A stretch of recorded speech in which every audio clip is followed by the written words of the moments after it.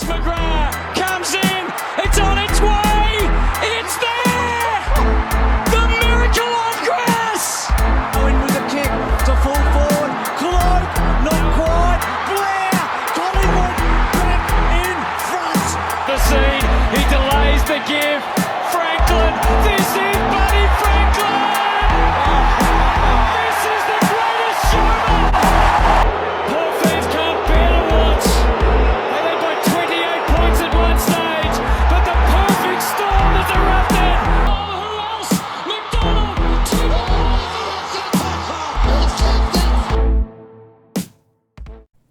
Just one round remains in the 2021 regular season of the AFL year. And round 22 did not disappoint because every single game had finals implications, and all of it was can't miss actions, even from the super close games to the ones that were absolute blowouts, which we did have a good handful of this week. So there's going to be a lot to talk about, a lot to look into going to the last round of the season, a lot of predictions to be made, and also good number of teams just waving bye-bye to the finals officially, and one team officially can welcome the wooden spoon into their home. Not sure it's going to be very welcoming, but it's going to be forced upon them no matter what. But thank you, ladies and gentlemen, so much for joining in today. Of course, I'm your host, Ross Allen, joined alongside by the fourth-long AFL correspondent, Coach Johnny Hess. Coach, how are we feeling after round 22? Oh, just getting closer and closer. A few people's chances of making the finals have unfortunately dimmed and their lights have been turned out, but there's still a few people fighting for the finals. And I got to say, sir, some excellent performances by some teams that I think some people doubted, including your team right there, the big sound from the western part of Sydney. Hey, let's go Giants, man. I'm about ready to hop into this thing, Donnie. Oh, I love that you said that, and even the Swans got a good win, so the Sydney team's looking good. Maybe a couple finals teams from that Sydney city. But like I said, ladies and gentlemen, thank you so much for joining us today. Of course, we're going to break down all the action from round 22. We're going to take a look at our last predictions for the final 8 teams of the season. Of course, we're going to get the team of the round from Coach Donnie. We're going to get our round 23 power rankings. And then we're going to look ahead into the last round of the regular season, round 23, and give you our tips for that. But this is the American voice of Australian football. And let's get things started with GWS versus Richmond. And oh boy, making up for the loss earlier in the season, the Giants get a huge statement win as they just about punch their ticket to the finals and basically eliminate the defending premiers.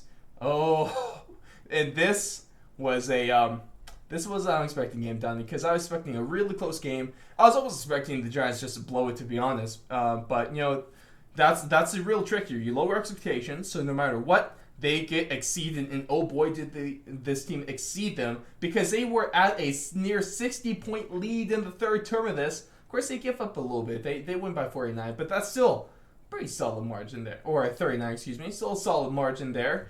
And if you look at it, what really helped them win this one is their largest margin of the season for their inside 50 battle came in this game. They win it by they out inside 50 the Tigers by 13. And let's talk about Tim Taranto, because back-to-back games, he's really making a statement, and he's one of the hottest players in the competition heading into finals, to be quite honest, because in the last 2 weeks he's kicked 6-2 and 52 disposals. He's doing everything over there. And Donnie, before we get your recap of this game, I have to ask you the question: is Shane Mumford actually more important to the GWS Giants' success than Toby Green? Because the Giants are 3-2 without Toby, and without Mummy, they're 2-7. Oh boy. This was a game where, if for those of you that have watched the last episode, I made the statement, and I said it last time, and I'm almost kicking myself for saying it. I went the previous time that Toby Green was out and I doubted they could win, I said Toby Green was their linchpin.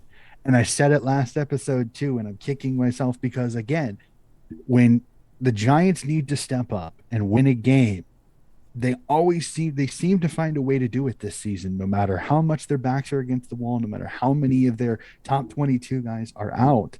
They just find a way to do that. And to be completely honest with you, it's hard to argue that Shane Mumford is not the most important guy to this GWS Giants team, because when they don't have him, they don't play well. When they do have him, he becomes an enforcer in that midfield, no matter who's playing, whether Toby Green's on or off. So it's just an outstanding performance. And for me, though, do we really have to look at it as, is this the end of the dynasty, or is this just the tiny hiccup of an injury plagued Tiger season where they didn't make the finals? Are they going to come back next year, pardon the pun, roaring and back to their final style self? Or have we seen the end of the Tigers dynasty, and now do we see them come back to the middle of the pack, not be this dominant team that everybody goes, well, they still got a shot, they still got a shot? Well, every time we said that, they never came with the goods when it came to it. So just an absolutely outstanding game by the Giants here, absolutely decimating the Tigers and pretty much ending the Tigers season. And if I'm the Tigers, what a great run. Absolutely a great run. But you could tell some of these players are tired. They've had so many long runs in the finals. Last year, though a little bit shorter season, was very, very taxing due to all the hub life and everything like that. So this could be a hiccup year. We'll have to see. But bravo to the Giants, because they basically go into this round knowing a win and they're in. Well, it's ultimately not the worst thing. I was having a word with a couple Tigers fans over there on the Twitter, which of course you follow us at Fourth Long Radio. Links are in the bio description, or you just go to thefourthlong.com for all your links right there. But we were kind of mentioning that it ultimately wouldn't really be that bad of a thing for the Tigers to have the full offseason for the first time in what feels like forever. Get this whole team regrouped, refreshed, really have some time to add some more talent to focus up as a team. And a little bit of a reset isn't bad. And like you said, come on, they won enough flags for most teams to last for decades. So it really isn't too big of a deal there. They're still one of the best teams in the league, and in the league historically. So you really have no reason to fear there. And speaking about one of the best historically, let's talk about, at least as of now, it's Coach Clarkson's team, the Hawthorn Hawks and the Western Bulldogs. And Donnie, would you believe it? I really wish I actually went ahead and tipped them. I really wanted to last round in our tipping. I couldn't pull the trigger, but man, I should have, because Hawthorn pulls off another surprise upset as they suffocate the Dogs into submission. And this is the lowest Bulldogs score in any game since March 20th, 2020 against Collingwood. In that game, they only scored 34 points compared to this round's 37.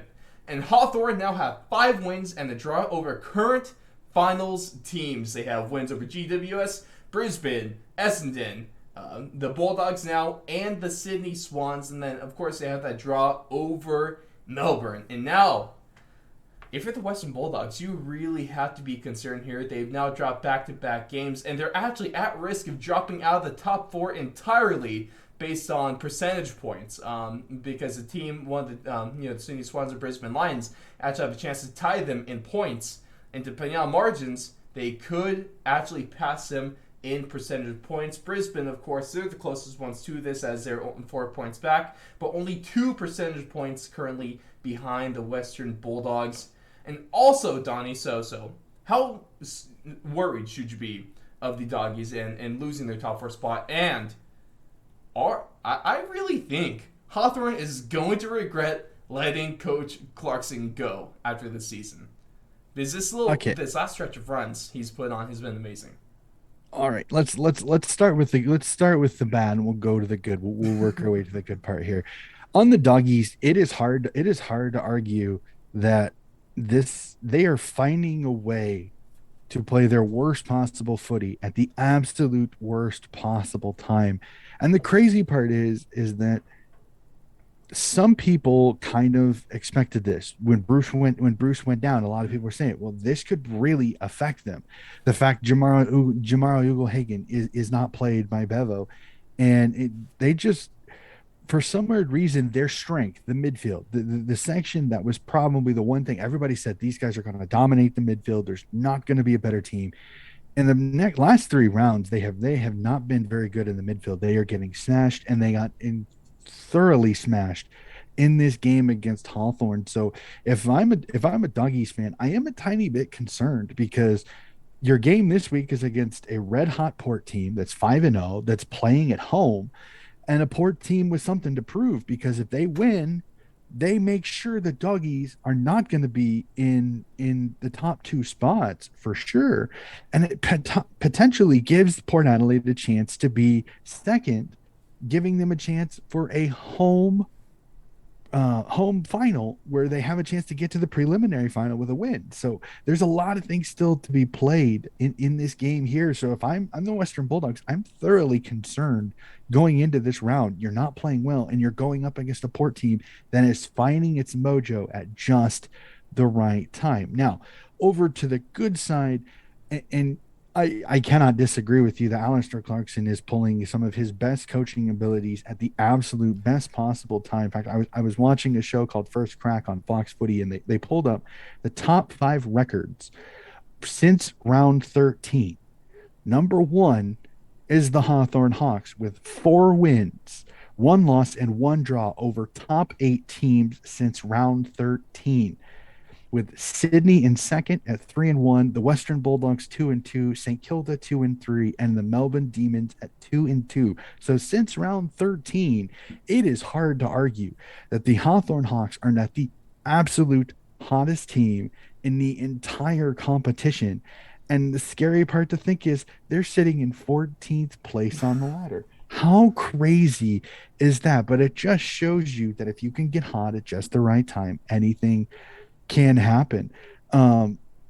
If and there's still people talking nowadays about the fact that Alistair Clarkson is winning games, and you see sometimes when you watch the shows, you see the distance between him and Mitchell, because there was one thing that all the other coaches were hugging and high-fiving Alistair Clarkson. And if you look really closely in the camera angle, Mitchell's in the back leaning against the wall, not doing anything. So it really is this really interesting situation, because there was some people that thought Sam Mitchell probably would prefer them not win and get the highest possible draft pick to start anew. And each and every single one of these wins takes them 4 points closer up in the ladder to it's a further and further draft pick. So it'll be very, very fascinating to see how this all thing goes. But just an absolute masterclass by Alistair Clarkson. But his young guys are playing well. And there's where you kind of throw the thing. Well, that's Mitchell's job, coaching Box Hill and some of the younger players. So it'll be a very interesting and fascinating game, considering this absolutely on fire Hawthorn team gets a now done with their season, no more finals, Richmond Tigers team this round. Could we see Hawthorn get one more win to end the season and kind of proverbially kick the tail of the Tigers out of the finals? Kind of a little exclamation point on a non-final season for the Richmond Tigers. Wouldn't that be remarkable? I'm calling it. Wait, I can't guess. Spoilers for round 23 tipping. I guess we'll just have to wait and see the full one there. I guess I kind of spoiled it last round too, so who knows? Fine, I'll just say Hawthorn is beating Richmond in round 23. All right, let's move on to... Save the subtlety, sir. Save the subtlety. There's nothing subtle about me. We all know this. Let's roll on into Geelong and St. Kilda. Geelong suffered a bad loss to GWS last round. They're able to rebound against the St. Kilda team, which was a tough game actually for the Geelong Cats in this one, because they got up to St. Kilda got off to a good start in the first, but you slowly start to see. It took 3/4 of the game, but Geelong was there just chipping their way back at that lead, and they slowly worked their way into their eventual lead and winning this game by 14. But what a start the Saints got off to this one. I mean, if you're watching this game, you thought, oh man, it looks like we're still watching that GWS and Geelong game based on how this first term started, because St. Kilda kicks 5 straight goals to start the game off. They got off to a 30-point lead. And, man, Like I said, though, Geelong was able to work their way back into this one.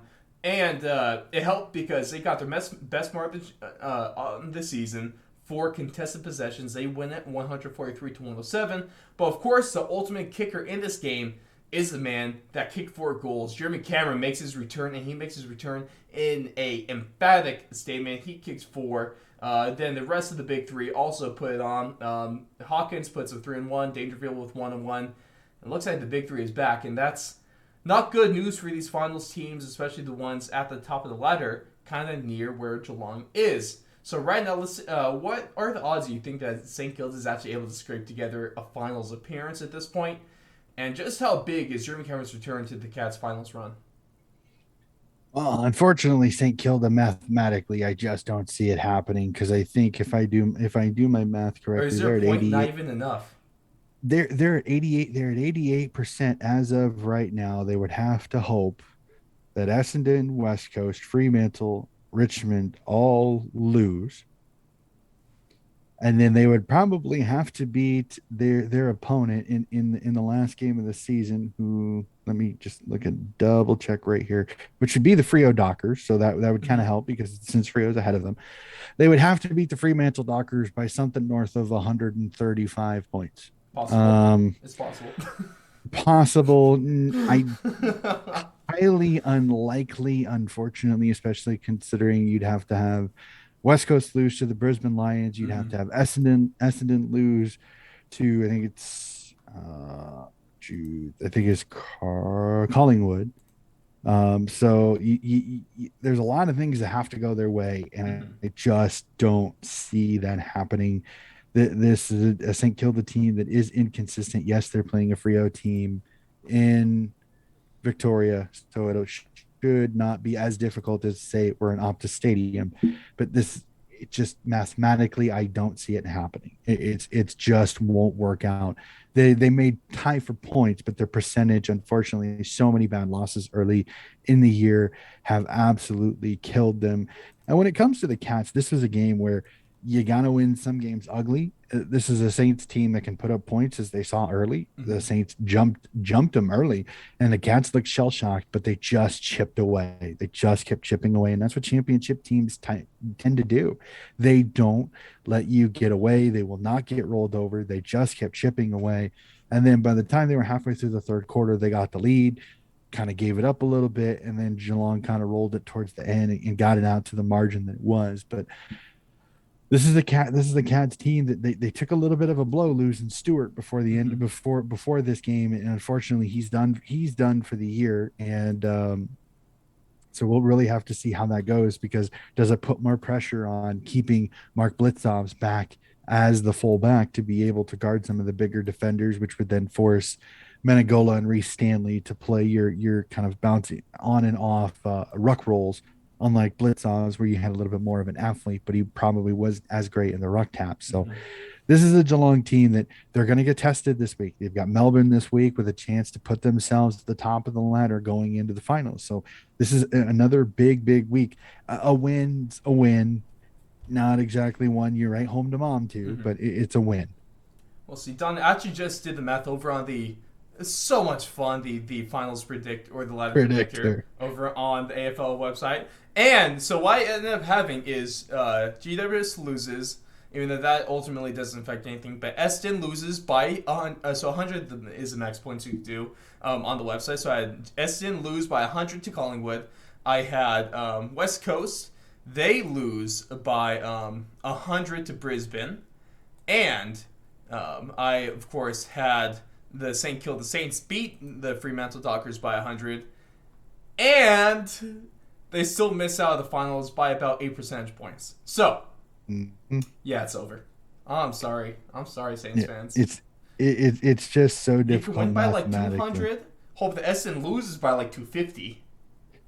I don't think that hasn't happened since the 70s, sir. So I don't think that's happening anytime soon. I think we saw the biggest loss that I've ever seen with 100. It was like 125. So it's very, very difficult to do that. So it's not going to be something that's going to happen very often. But this literally does show you the focus on. You can't get blown. You can't have 90, 75, 90, 95, 100-point losses on your record, because it absolutely kills your percentage unless you're going to back it up with doing the same thing to an opponent winning by 95 or 100, because the percentage will catch up to you and it will cost you a finals place. This is the Saints team. If they get in, they could cause some damage. They've got pressure. They've got goal kicking, Yeah. especially with King playing much better than he did earlier in the year. He couldn't find the broadside of a barn if you spotted it to him, unfortunately. And now he's absolutely he's marking everything that gets kicked at him. He's clunking everything, and he's kicking goals. He's become one of the hardest guys to stop in the entirety of the AFL. And unfortunately, his early part of the year has really scorned him. But I feel bad for the Saints fans, because this was a team that a lot of people had expectations because of the recruiting, because of how things went. This is a team that a lot of people saw in the finals. So unfortunately, it is an underwhelming season this year when it comes to making the finals. But we'll have to see. Maybe it was just the injuries and a few things happening. But we'll have to see come next season. But yeah, I do not see the Sainers making the finals, unfortunately. See, Saints fans may be essentially eliminated from finals contention, but mathematically, you're still definitely in this thing. So let's go. You can keep your hopes alive going to round 23 of the season. Oh, I'm so sorry, guys. Rolling on to the next game now, we had a blowout between Port Adelaide and Carlton. And oh boy, Blues fans, it's just not been the last good. It's not been a good last few stretch of games for you guys, because Port Adelaide essentially puts a nail in the coffin on both the Blue season and David Teague's job as they clinch a spot in the top four with their 95-point margin here. And they kick a absolute ridiculous 13.8 in the second half and run away with this game. A game that was actually close. Carlton even had, looking here, over a 20-point lead halfway through the second term, and then it turned into this. So I think it's safe to say that they absolutely collapsed in on themselves. And would you be surprised if I told you that Charlie Dixon kicked 4 in this game? No, if you're surprised, you shouldn't be. You should be paying attention to what this man's been doing recently. He's really kind of put himself into maybe Brownlow medal contention. Who knows there? And then the Blues, they really didn't do any favors for Eddie Betts in what ended up being his last game. So that legend of a man calls it quits. He retires officially, and looks great. Good stuff from him. I don't know, man. It's tough stuff. Oh, this was just a game where the Port Adelaide Power decided, Carlton, you were going to definitely feel the wrath of a full-fledged Port Adelaide Power, and boy, did they It's not scary. disappoint. As I said, and I had a few people question me a little bit on having Port Adelaide as my number one team in my power rankings, and this, yes, it's Carlton. Okay, don't throw French fries at the YouTube screen. Calm down a second. Yes, it's Carlton, but this is a Port Adelaide team that, as I said last week, they're getting healthy. They're getting stronger at just the right time. They are going into finals humming, and they get a perfect opportunity to show how good they potentially could be with their matchup with the Doggies this week. But this was peak Port Adelaide. They absolutely obliterate a team that they should absolutely obliterate. I got to give it to them. There are teams in the league that do not do this. They do not win games against lower teams as big as they could. So this is Port Adelaide showing how good they really can be. They can be a scary proposition if they get this team going as good as I think they can, with a little bit of push, getting Butters, Dersma, Rosie, Fantasia, and Dixon and Gray all humming. That is a scary, scary proposition to try to stop come finals time.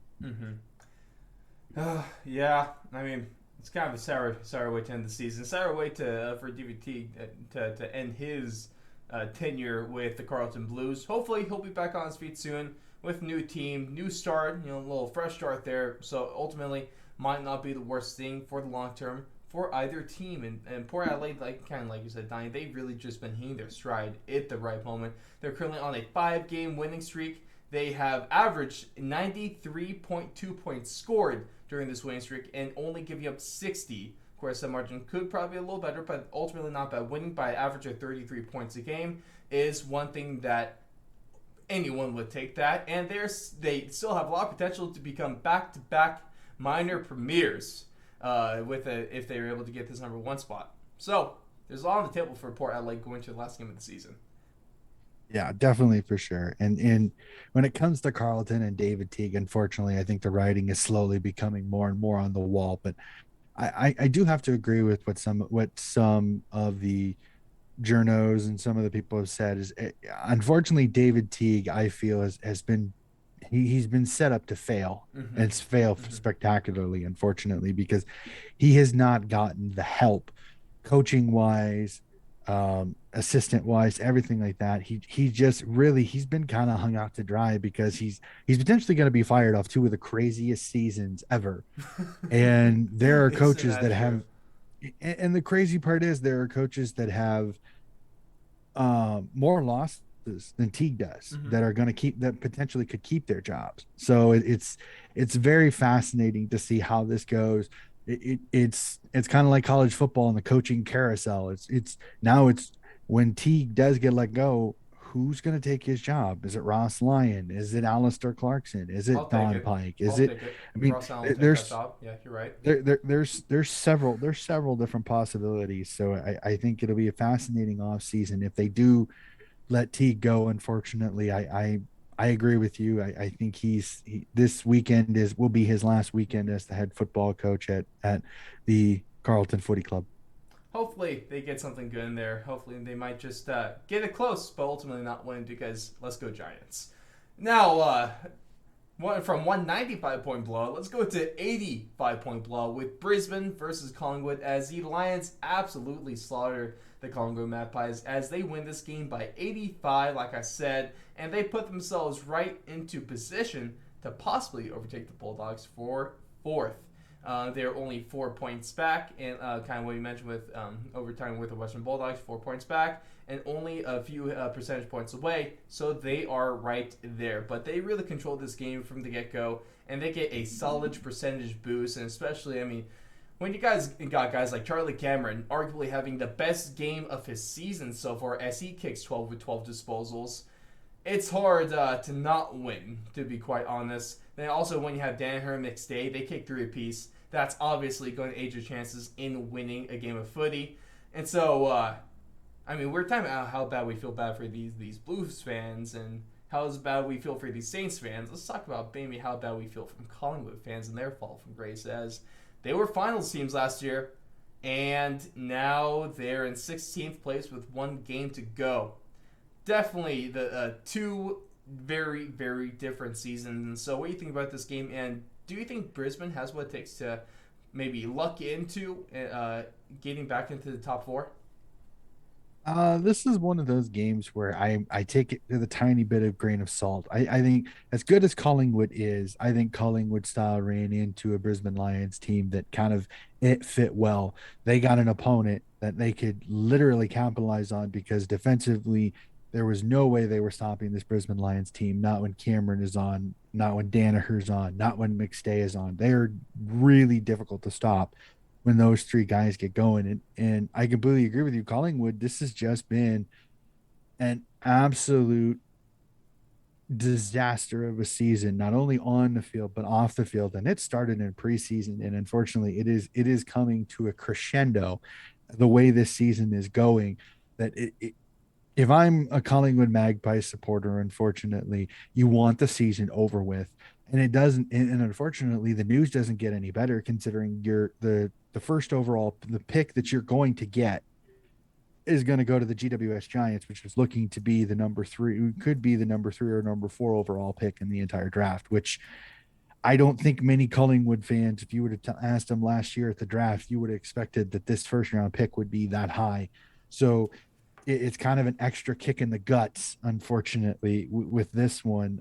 But I feel bad for Coach Harvey because he's literally a caretaker or babysitter coach to the end of the year, and then it's can they get Clarkson? Who else will it be? Pike? Who's going to come in and take the reins of a Collingwood job that is there one more year of pain before they start their ascent up, or can they get a couple of draft picks in, maybe make a few moves to the point where you change the list a tiny bit and you improve next year? It really is up in the air, but it's going to be a long off season Mhm. for Pies supporters, unfortunately.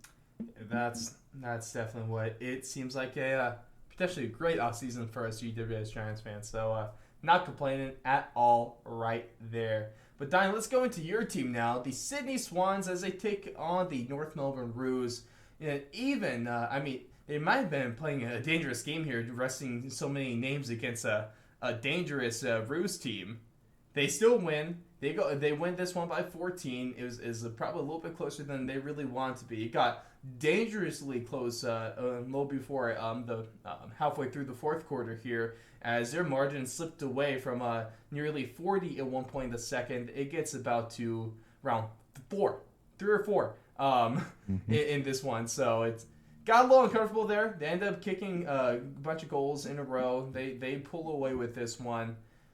So, not a bad win for the Sydney Swans, especially considering how many people weren't there. I mean, stuff like Buddy Franklin and everyone else. Buddy Franklin obviously being the biggest name of the ones that were rested here. But unfortunately for North Melbourne, with this loss, you do get to clinch the wooden spoon. So yeah, woo!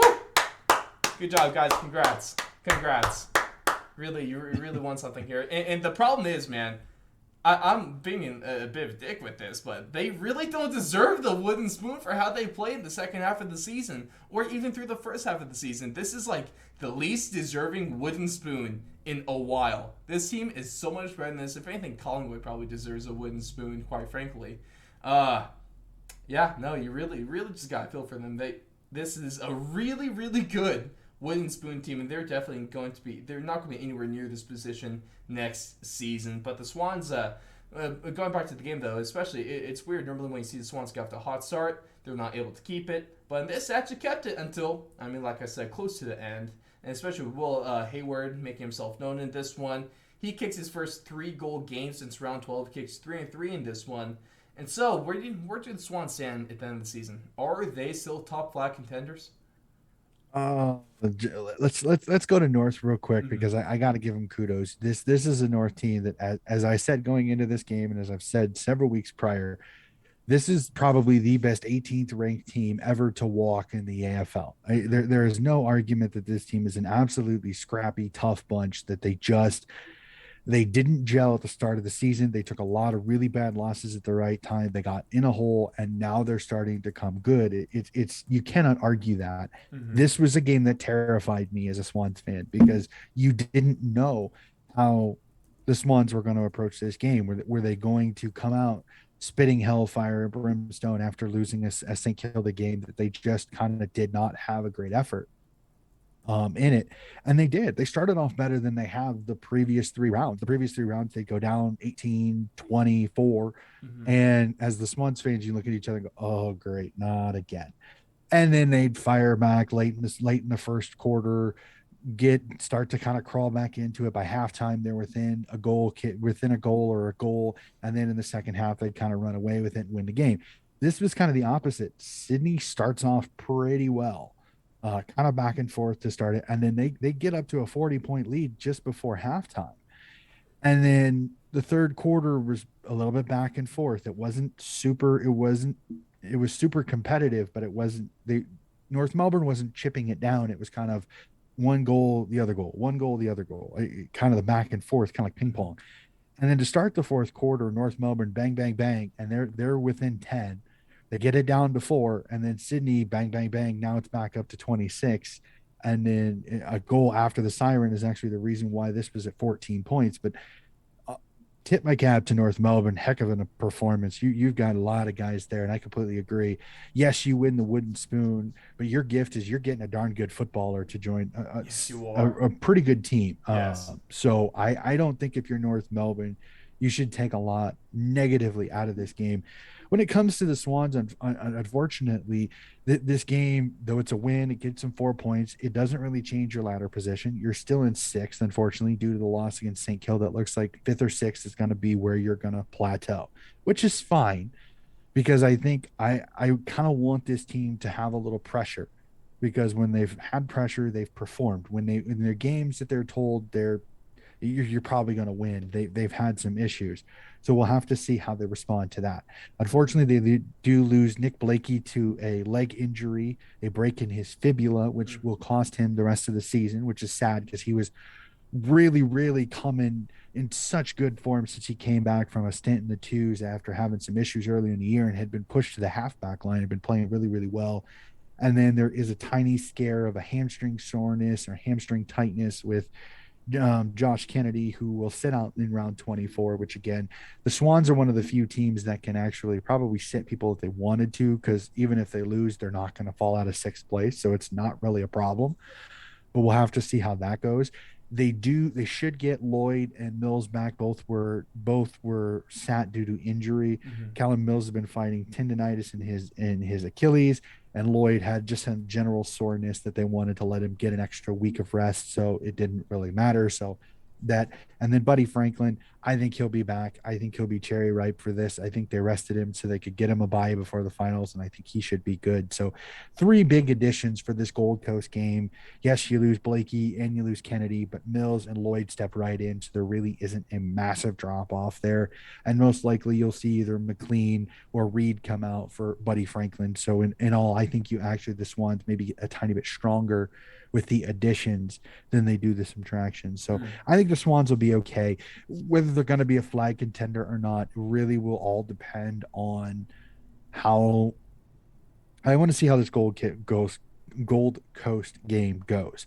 If they run it up and they play really well and they get a lot of confidence, that sends them into the finals, which is looking like you and I are going to have some fun in that first week of finals, because potentially we could see a battle of the bridge, the third time these two teams, the rubber match of the season, baby. Everyone loves good trilogy. Potentially in the finals, unless GWS loses and Essendon wins, and several permutations. We won't dive into those right now. That'd be a lot of fun. It'd be interesting because if that does happen, then most likely GWS falls to 8th, and then Essendon plays it, which is not even more of an interesting matchup after their fun tango they had just several weeks ago.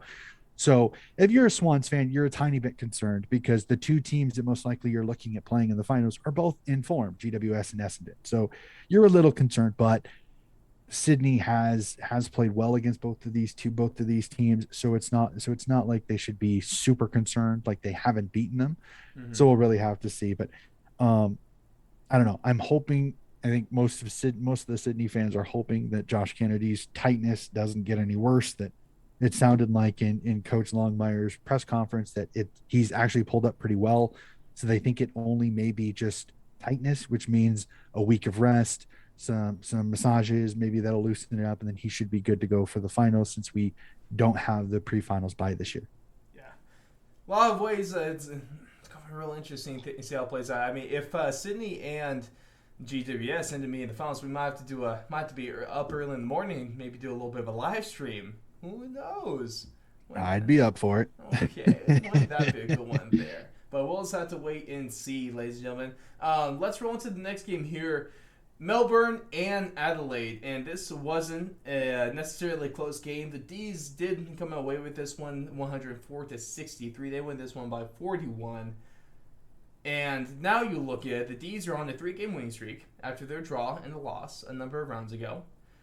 The Crows are now on a 3-game losing streak. But if we're looking about like one of the biggest differences in this game is that the D's are able to outscore Adelaide 41-16 off of stoppages. And if you look at it, talking about how Port Adelaide's right there, Geelong's right there, technically the Western Bulldogs are right there. Not as much confidence in them. The D's can still win a minor premiership in round 23. But right now, Donnie, do you feel like the Melbourne Demons are legitimate flag contenders at this time, or do you think they're maybe just a little bit of pretenders and have more points? Maybe their points outweigh how good of a team they really are. Well, the one thing is the D's have won their last 3 games in a row, which after that little ugly patch there for a bit. Now, again, it's not like they're playing the world beaters of the entire competition, considering they beat Adelaide. The West Coast game, I don't think is as impressive as it might have been a few weeks ago, and then your win against the Suns. So it's not exactly like they beat the Doggies, and the Giants in the last 3 weeks. It's a West Coast team that I think is just short of the finals, a Gold Coast team that is kind of falling apart at the seams, unfortunately, an Adelaide team that proverbially, if it weren't, if there were 2 more rounds, I think Adelaide would take over the spoon, in my personal opinion, because they have literally just fallen off the map since it. But I'm I hesitate to jump off the D's as a flag contender because they are so good defensively. They are so solid, and the old adage, and maybe the coach in me keeps this in my head, is defenses win championships. And this defense can win championships. They've beaten most of the teams in and around them. So it's not like they don't have the experience of beating these teams. Now, is it easy to beat a team twice in a season? Yes, it is. It's very difficult. And when you go into the finals with most of these teams having seen you once, it's not going to be as easy to beat them the second time. Plus the fact that now there's talk, could the finals be moved, everything like that, which I could go on a giant diatribe on that, where I hear everybody talking about integrity. Like, all due respect, the AFL is not, I don't know why they're talking about integrity now, because you really could argue that the AFL has no integrity after a while, because the grand final is always in the same place in one state every year, no matter what. So the grand final is it's not exactly fair in the long run. So this all of a sudden, this conscience about integrity is kind of hilarious to me, that they're thinking about this now, when for however many years every out of Victorian state team has to go to Melbourne for the finals, no matter who they play.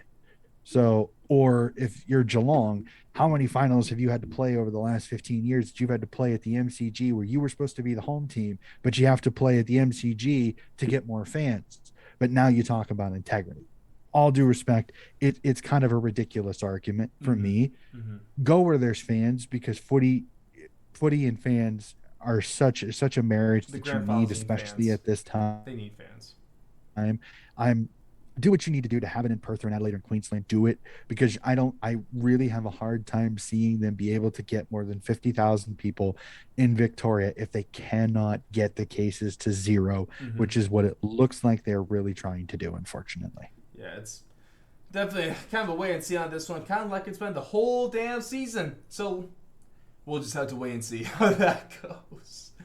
Oh, man. But let's talk about this team that has stayed in the finals now. In the Gold Coast and Essendon, the Dons, they stay in the top 8. They get a percentage point boost with their demolition over the Gold Coast Suns. And this is the Suns, a team that looks a little bit closer to the typical late season Suns that we might have gotten a little bit of a taste of the last couple of rounds. Unfortunately for all of you, let's go with... It's going to take a hit, Donnie. It's going to take a hit this round. It's going to be the 23 Gold Coast fans. The 23 Gold Coast fans are obviously not too happy about this one. And then it might have been the Dons' best defensive performance of the season. Back around 17, they did hold Adelaide to 21 points. So in this one, with holding the Suns at 30, of course they scored 9 points, but this is still a fantastic defensive performance by this Dons team, and it also does help when possibly the MVP of the team, and possibly the guy that you're going to rely on if you want to contend for the flag this year for the Essendon Bombers, Jake Stringer has himself a game. He kicks 5-1 in this one. And so now, with Essendon still being 8, how much of a chance do you think they stand actually winning a flag this season? Oh, this one is interesting Hey, Don, because the before way, you get into things, can I give you a hot take real quick? and that is, The Dons have a better chance to win the grand final than the Brisbane Lions do. ooh, that's a take for you there. Oh man. I like the way the Dons are playing. I think they're an absolutely dangerous team. As I said, they're a scary team if you face them in the finals. If they're clicking, if Mhm. they're playing the way they are, they're incredibly difficult. Especially now that Shields back, McGrath is back. That center that midfield of theirs is absolutely lethal if they get a hold of the ball and then they get a hold of the footy. And Draper has been able to do just enough in the ruck to let them get the part. And with Stringer pitch hitting in there and just bowling it out and diving it in, that I'm terrified if I'm the Brisbane Lions or the Sydney Swans facing this Essendon team, because I think they're clicking at just the right time. That I'm if I'm the 5 seed and Essendon is the 8 seed, that is a scary, scary matchup in the first round. I don't know if they're going to get to the flag, because that's a difficult run. You're most likely, if I remember correctly, going to face the winner of 2-3, which is looking potentially anywhere between the D's, Cats, and Port Adelaide and Power. Maybe the Doggies if they get a little help. Mm. Um, so it's not easy. You'd have to win 4 in a row, which is never easy. It's possible. I mean, the Doggies did it from seventh before, so it's possible. But I don't know. There's just so much strength at the top that I think even if they do win that first game against the Brisbane Lions, potentially Brisbane Lions, Sydney Swans, depending, I think unfortunately, I think they get knocked out by the loser of that 2-3 matchup. Unfortunately, because they're just a level above them. Mhm. But if I like I said in a few podcasts, if I'm an Essendon Don supporter, there is such a bright light at the end of this tunnel that I agree that your call earlier this year that Essendon could win a flag in 5 years. You're looking more and more like Nostradamus, sir, because I'm starting to come around to that take much more the way I see this team playing, if they can make sure that they keep everybody, and they've done a really good job of doing that. Take that, people in my Twitter mentions. Okay? Okay. I'm not sure to say those tweets. It's all good. It's all good. But let's roll into the last game of the round, the Western Derby here. What better way to cap things off? And hey, Frio fans, we finally, it feels so nice to give you guys good news on this one, because you put themselves into a three-way tie in points for the 8th spot with their win over the West Coast Eagles. And ooh, even better, Donnie. Even better news for the Frio fans. Accurate goal kicking. I know we don't hear that term often when talking about the Frio team, unless there's the word "un" in front of accurate, or "in." There we go. I know English. Inaccurate goal kicking there. Oh man, and it really propels them to the win here. Especially, man, that first term where they kicked 12 and 7 in this game. 8 of their 12 goals come in the first term alone. Well, so I did love that from them. I didn't necessarily like how they almost seemingly coasted. I'm not sure if that's the best word, but they definitely were not able to keep up that hot start. They were almost just maintaining their lead throughout the rest of this one. But the 4-point lead was enough. And so, what's Frio's fouling chances looking like right now? And is West Coast's poor road record to blame if they don't make the finals, which of course is 3-7 this season? With Frio came out absolutely on fire. They jumped the West Coast Eagles. They literally, I mean, you could tell West Coast was like, what just hit us? It was like they just got ran over by a freight train. And they really spent the rest of the game just trying to catch up. And late in the game, I think Frio held on. They did just enough what they needed to do, but West Coast did not have an urgency in their game midway through the third quarter to really put the pressure on Frio to kind of overtake the lead that they built early in the game, and then just kind of did hang on. I don't know if they coasted. I just Mm, think that they ran out of options. West mm, Coast finally started to play their game, but West Coast didn't play their game with any urgency. They are not a play on team. They are not a team that like to go fast. They like to catch, back up, scan, bomb it to a tall guy who catches it. That's really kind of their game, unfortunately. Now that works against teams that want to speed them up. But when they get behind, that game style is very difficult to score points because it takes a lot of time to do it. It's not easy to kick mark and win games unless you get the lead early because it's very hard to come from behind. So this was kind of one of those. Frio did just enough to get enough of a lead that they could survive it. But man, this is a major league blown opportunity for the West Coast Eagles. This was their shot to make sure they were in the finals. They win this game, they're in the finals. No matter what GWS and Essendon do, they're in because they would have had a 2-game gap, even over GWS. There's no way they could have been caught. They would have been in 7th place no matter what. 8th place would have been the only thing people were fighting over. Mm-hmm. And they dropped the ball, plain and simply. I agree with what several other people said. This is a West Coast Eagles team. They lost their finals. They lost their chance to go to finals personally. Yes, their road record, but the disastrous losses to Geelong, to Sydney, just absolutely killed them. It absolutely killed them. West Coast has only themselves to blame for the reasons they'll be sitting home in September, not playing. Yep. Now, when it comes to Frio's final chances, it's one of those, it's the quote I hear. So you say there's a chance. There's still a chance, but again, kind of like what we said with St. Kilda, they need help. Yep. They need Carlton to beat GW. Excuse me. They basically need West Coast, Essendon, and GWS, at least 2 of those 3 to lose, no matter what.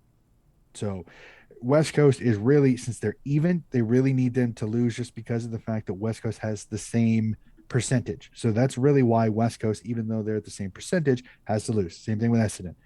They need to win, and then they need to hope at least 2 of those 3 lose, because if that happens, that gives you the shot of jumping in with 44 points and getting in there. Now, it's not impossible, but it's not something a lot of people see. GWS Carlton. I mean, most people on paper, that's a GWS win. Now, if GWS pulls a GWS from last year, it's possible. Who knows? Maybe Carlton wants to send maybe Carlton wants to send Eddie Betts out with a great win and they somehow pull that off. Well, that's great. But if Essendon and West Coast both win, Fremantle, doesn't matter what they do, they're not going to get in. So, and Essendon has Collingwood. Rivalry game. You never know what might happen. But if for some weird reason 2 of these 3 teams lose, then Essendon, Freo can get in. So it really is, there's a chance, but Frio's got to win their game first, and then they need help. And the best part is for Essendon is that their game is on Sunday. There's one of the last games of the day. So Freo and GWS, West Coast and GWS could have already lost, and Freo may be in, but is Freo 4th, 7th, or 8th, because Essendon would then know if they win, they're in 7th. Even if they lose, they may still be in if they can keep a low percentage. So the final day on Sunday, I can't tell you how many times you're going to see the live ladder up on the screen, because each result is going to make that ladder jump like a Mexican jumping bean. I can guarantee you it's going to be fascinating to watch, especially considering you do. And even if you go to the top of the table is going to be outstanding to watch, because you're going to have Friday's results and then Saturday evening's results where the top 4 have all played each other. It's definitely going to be one hell of a final weekend of the regular season, and there's no doubt about that one. But ladies and gentlemen, it's about that time. Let's take a look at the team of the round. Donnie, take it away. Oh man, team of the round 22 sees a lot of fun here. Again, another absolutely outstanding round of footy. Let's jump right into it. We start again with the defense and the defenders. We'll start off West Coast, Alex Witherden, 25 disposals, a goal, 5 intercept possessions, 5 score involvements, 6 marks, 2 tackles, and 475 meters gained. We go to Essendon's Nick Hind, 20 disposals, a goal, 12 intercept possessions, a goal assist, 8 score involvements, 8 marks, and 409 meters gained. This gentleman is playing out of his mind. I wish he was still in Swans colors. That would be Port Adelaide's Aliir. 19 disposals, 14 intercept possessions, 4 score involvements, 8 marks, 4 tackles, and 200 meters gained. Adelaide's Jake Kelly, 21 disposals, 11 intercept possessions, 2 score involvements, 7 marks, and 450 meters gained. Collingwood's Jake Crisp, 30 disposals, 10 intercept possessions, 4 score involvements, 7 marks, 7 clearances, 4 tackles, and 427 meters gained. Rounding out the defenders will be Richmond's Nick Vlosten, 20 disposals, 11 intercept possessions, a goal assist, 3 score involvements, 7 marks, 4 tackles, and 481 meters gained. We jump to the ruck. And no, again, it's not Brody Grundy. It'd be Port Adelaide's Peter Ladhams. 17 disposals, a goal, a behind, 4 intercept possessions, 8 score involvements, 6 marks, 4 tackles, and 23 hitouts. We jump to the midfield, the guts of my team. We start off with St. Kilda's Brad Crouch. 24 disposals, 2 goals, 2 intercept possessions, 8 score involvements, 2 marks, 5 clearances, 5 tackles, and 226 meters gained. Melbourne's Christian Petrarca. 23 disposals, 2 goals, a goal assist, 8 score involvements, 8 marks, 6 clearances, 5 tackles, and 412 meters gained. Frio's Caleb Sarong. Did you see his goal of the year candidate that he had in this game? Oh my Lord, what a goal. Just for this. Just for this. 31 disposals, 2 goals, 4 intercept possessions, a goal assist, 6 score involvements, 2 marks, 6 clearances, 5 tackles, and 370 meters gained. Next, we have Adelaide's Paul Seedsman. 36 disposals, a goal, a behind, 4 intercept possessions, 10 score involvements, 3 marks, 2 clearances, and 749 meters gained. A kind of unsung hero for the Geelong midfield, and that's Sam Menengola. 35 disposals, a goal, a behind, 7 intercept possessions, 3 goal assists, 9 score involvements, 9 marks, 2 tackles, and 470 meters gained. Now we go to the prima donnas. That is the goal kickers. That would be the forwards. And we start off with Essendon's Jake Stringer. 19 disposals, 5 goals, a behind, a goal assist, 11 score involvements, 4 marks, 4 clearances, and 511 meters gained. The highest goal scorer of the weekend, you got to be in my team of the round, and that would be Melbourne's Bailey Fritsch. 16 disposals, 7 goals, 2 intercept possessions, 10 score involvements, 5 marks, 3 tackles, and 348 meters gained. Next, we go up to the live wire that is Brisbane's Charlie Cameron. 12 disposals, 6 goals, 9 score involvements, 6 marks, 2 tackles, and 315 meters gained. Almost said 12 goals there. That would be impressive. Josh Bruce got that.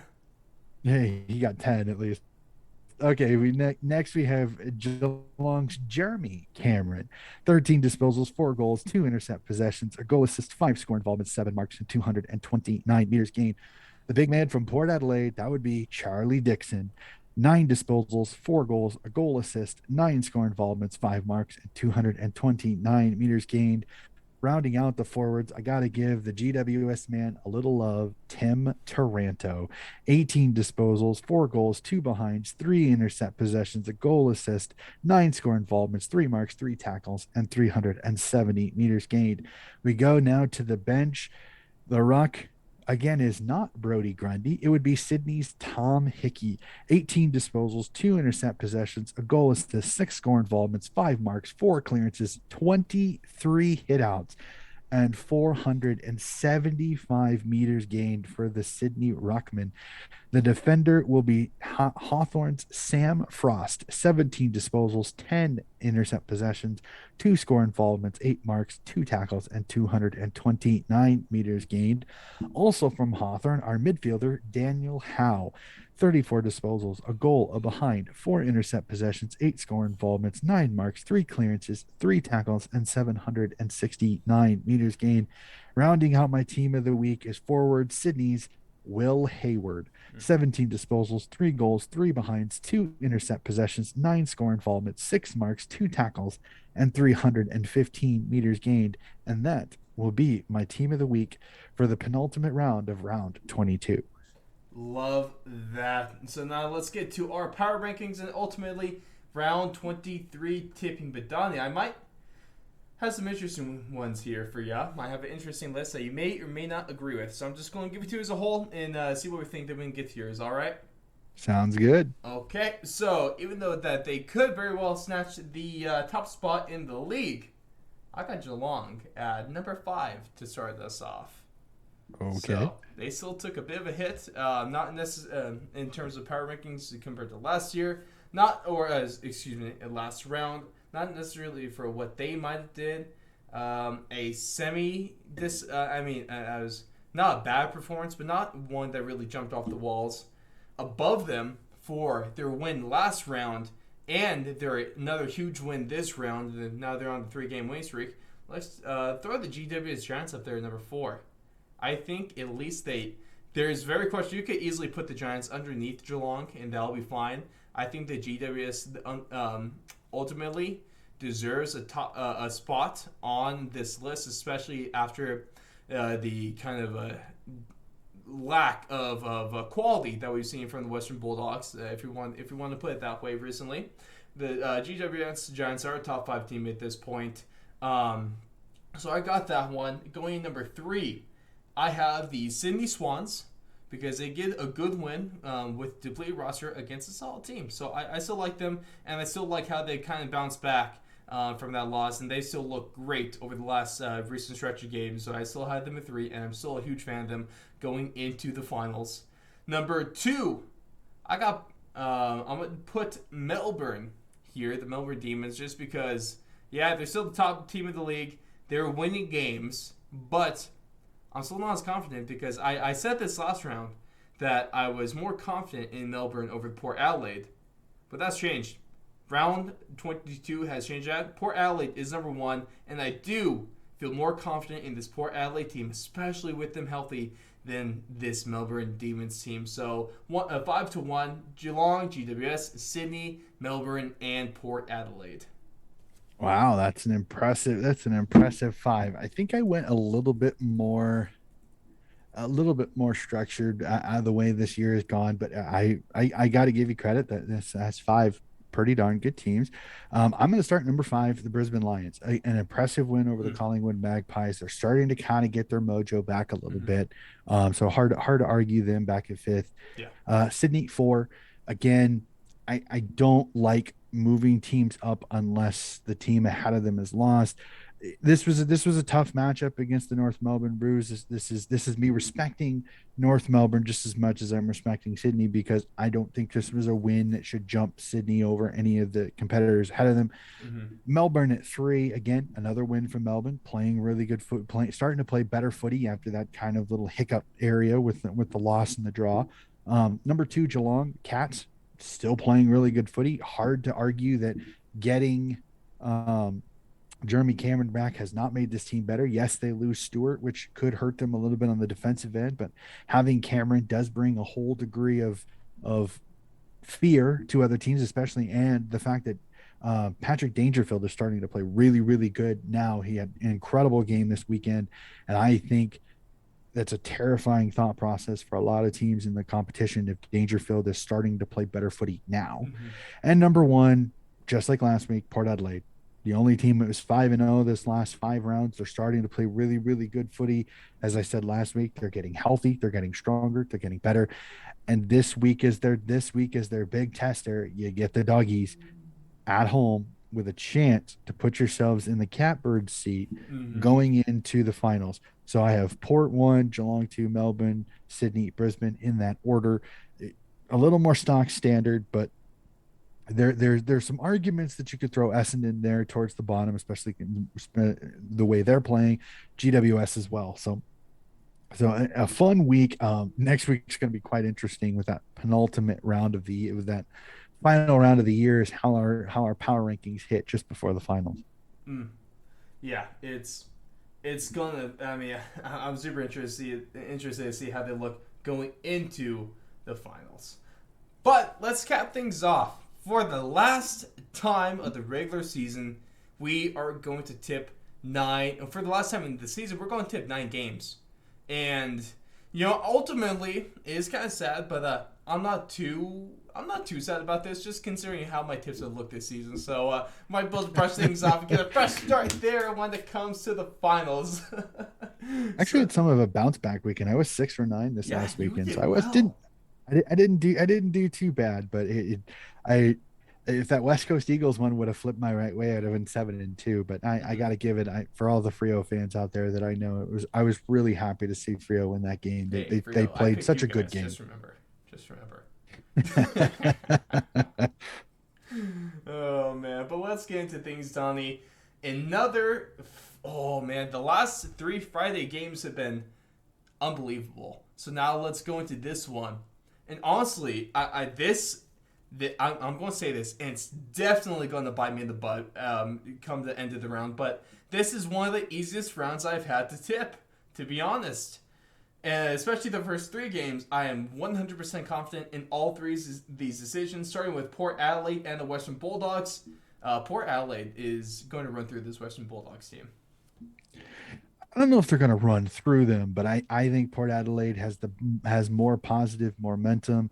I think Port is playing much better footy. I think the Western Bulldogs, there's something is just not right with them right now. I don't know what it is. I don't know if the injuries are starting to catch up with them, if their form is just not right. I don't know what it is, but I love the way Port is playing right now. Alir has become just an absolute, just a monster in the back. It's so hard to get it by him. And I don't know if the Western Bulldogs have somebody that can take him out of the game, which I think is an absolute disaster because that makes the Doggies' day that much harder trying to get by this Port team if they can't find somebody to take Alir out of the game. Next one, we have Richmond and Hawthorn.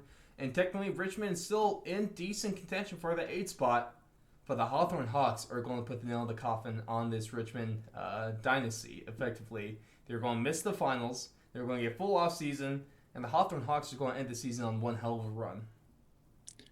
And I thought I was crazy with 5 rounds ago when we did our prediction ladder. When I put in my prediction ladder, I thought Hawthorn would beat Richmond at the end of the year. I thought I was going out on a limb there. I really did. And we get to this season, we get to this round, and it's looking like probably one of the easiest tips of this round because Hawthorn's playing well, Richmond is not. I will also tip Hawthorn as well in this game. Sydney Swans and the Gold Coast Suns, given the recent form of either team, especially the Suns' track record, which they started to dispel early on the later half of the season, then they went right back into form. I'm taking the Sydney Swans, and they might be able to get up to number 5 as well. Maybe number 4, probably not, but 5 is in the reach. I talked to a friend of mine earlier this week, and I said that I almost kind of like Gold Coast the last game of the year because this is one of Sydney's horror losses that I think they could get off their minds by getting a horrible loss early in the season, that they can get off their minds with a big win here. They're playing better footy. Again, Lance Franklin has a rest week. It sounds like Mills and Lloyd should be back. I think this could potentially be an absolute pasting if they wanted to. Gold Coast is tricky, so I'm not going to sit here and guarantee a big win. But I think this leaves the possibility for Sydney to get a nice momentum building, percentage boosting win going into the finals. Exactly there. Now, the next game on the docket is going to be the Brisbane Lions and the West Coast Eagles. And shoot, the Lions might win this one by 40, 50, or 60 if the Eagles aren't able to come out hot. Oh boy, this is a game that if Brisbane would not have won the way they did against Collingwood, I'd be really leery of this game. Way different tipping, right? Way different. Exactly. And if West Coast would have won, if both games would have flipped the other way, this tip would have been much more difficult. Mm-hmm. I'm gonna tip the Brisbane Lions in this one, but I just have this weird gut feeling. Don't sleep on the West Coast. Yes, they haven't traveled well, but they've been taking a kicking the last few rounds. And Brisbane, I think, is kind of sitting in a situation where it's not going to be easy for them to jump up into 4th. Mm-hmm. And I'm worried if they try to go for the big win, it might actually backfire on them. So keep an eye out. I'm going to tip Brisbane, but I just have this weird feeling that this is a potential upset here with the Eagles knocking off the Lions here. Mm.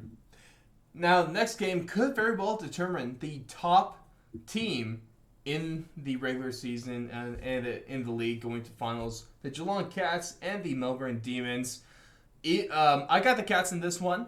I think their form has been a lot better recently than the Melbourne Demons, and also, I mean, having Jeremy Cameron back is going to do wonders for them in this game. And then one thing that might come into play though is Geelong and Port are going to have to worry about their score depending on who wants to get that number one spot. I think it both comes down to percentage points, and it's kind of like what you said a few runs ago now, Donnie. Maybe Geelong's okay with winning a bit of a closer game in this one, letting Port Adelaide run through the Western Bulldogs.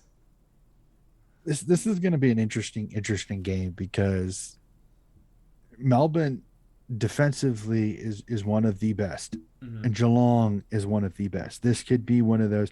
I think goal accuracy is really, really going to determine who wins this game, because both teams are going to have some dangerous forward lines. You got Brown, you've got McDonald, you've got Pickett, you've got Fritsch on Melbourne side. On Geelong side, you've got Hawkins, you've got Cameron, you've got oh my gosh, actually I don't think Myers is still out. I think Gary Rowan still may be out, but Dangerfield can move up forward. So each team is going to have they're going to have some headaches. But the biggest question will be is where's the winner?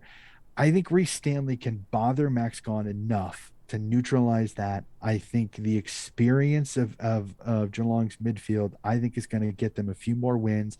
I think Geelong just does enough. I think this is going to be the game of the round, because that skinny long ground is going to be absolutely fantastic to see both these intercepting defenders go after it, and seeing Cameron versus Lever, seeing May versus Hawkins again is going to be fascinating. I think Geelong just nips them, but I think this is under a goal. I think this is this could be a goal after the siren type of game. And the next game we got, oh man, the goal after siren would be fantastic. Next game I'm super worried about, especially as a Giants fans. It would be such a GW's thing to blow this one. I'm going to tip for them. I'm going to tip against Carlton. They should be able to win this game like they have been the last couple teams. They've been beaten up, but it would not surprise me if they blow this one. I'm tipping GWS, but Carlton, Eddie retiring, this could be an interesting trap game for GWS. Do they take the Blues lightly? I don't think they will. I think Leon Cameron knows he needs to win this game to guarantee himself a spot in the finals. I think they come out and they win this one. But this is another one like the Brisbane West Coast Eagles game that if anything is off for GWS, it could be a disaster. Yeah, it could be. Now we get the St. Kilda Saints and the Fremantle Dockers, and if the Dockers want any chance of making the finals, they have to hope for probably Essendon slip-up and the win here. And I do like Fremantle getting the win here against St. Kilda. Oh, Freo fans are going to hate me on this one. Don't do it. Their traveling bothers me. The fact that they get Brayshaw back, and I've said it numerous times. When you come off a big win and you get a ton of momentum, sometimes you come out flat. And I think the Saints, are they gonna relish the spoiler role? Are they gonna relish the chance to knock out Freo and make sure Freo has the same fate that they do, and that's no finals? And the game is in Victoria, and for some weird reason, these Western Australian teams have not traveled to Victoria. Well, I'm gonna tip the Saints on this one, but my heart is with Freo. I do want to see Freo win it. I'm gonna tip the Saints with my head, but my heart is I'm gonna be supporting Freo in this game. And the next game is going to be a fun rivalry between Essendon and Collingwood. Rivalry meaning this game may very well be a lot closer than it needs to be, but still ultimately like Essendon as the winner here.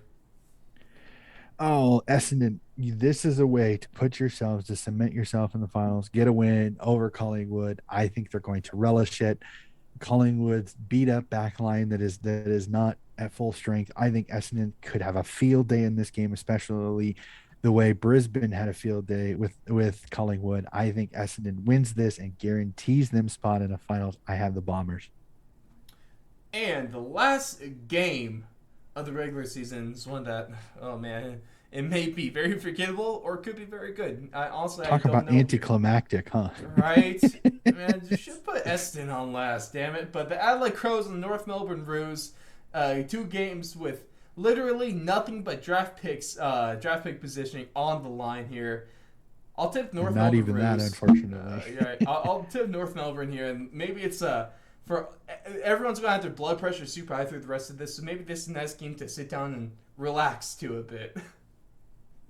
Oh, this is one that who's the true wooden spooner of the season, because I don't think the points are an accurate announcement of who the actual wooden spooner is. I have North on this one too. I think North is playing much better footy. This drags the wooden spoon down to only 2 points, having 2 points less than Adelaide. I think North is playing much better footy. I think they're stronger, better team. I think they're not going to be in wooden spoon contention next year. But this is such an anticlimactic one, because it really doesn't matter who wins this, because North's finishing 18th. Adelaide can finish 16th if they knock off the Roos and Collingwood loses. So Adelaide can jump to the third overall pick from the second, but I don't know. There's talk that they want to make sure they may still have a chance for the South Australian kid in the draft. So we'll have to see how Adelaide approaches that. For integrity reasons, I hope they don't, but we'll have to see. But I have the Roos winning this final game of the season, sending us into the finals on a kind of a lackluster 18th versus 17th matchup in the last game of the year. Right. But, ladies and gentlemen, that's going to wrap it for our round 22 breakdown of the AFL season. Thank you so much for joining us here. We have just one round left, and then the finals, the top 8, will be secured by the end of the weekend, and I am super excited to see what it ends up being. But, Donnie, your thoughts going into round 23 in one word or phrase? Oh, massive. Because there are two massive matchups in this, when you have 1 versus 2 in Melbourne versus Geelong and 3 versus 4 in Port Adelaide. The Bulldogs.